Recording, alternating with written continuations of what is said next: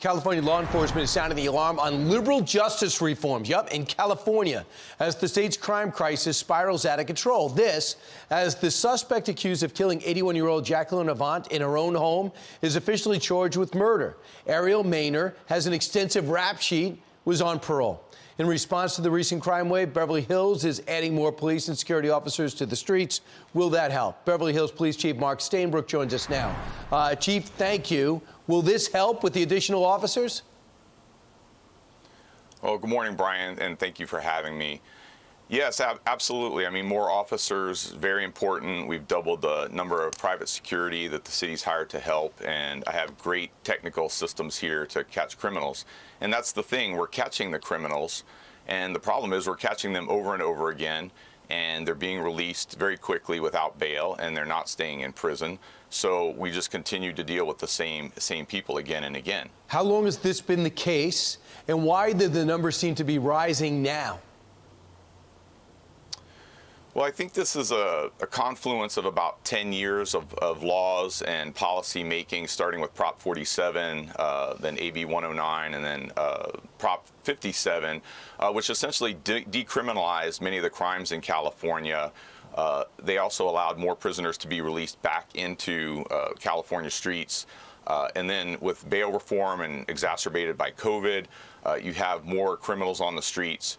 And essentially, you know, the California voters were sold this bill of goods that these laws would reduce the criminal population in jails, but the money that was saved would be used for job placement, drug and alcohol treatment, mental illness, housing, those sorts of things. And we just haven't seen those services on the back end to reduce crime. So, Chief, now I think people will start listening to you, because when the Beverly Hills and the Pacific Palisades, which I understand a holiday party was raided, people were robbed yesterday, I think it was, and you said you're going to investigate that. When you start going to the elite neighborhoods and upsetting their life, that's when people start paying attention. That's where the money is, correct?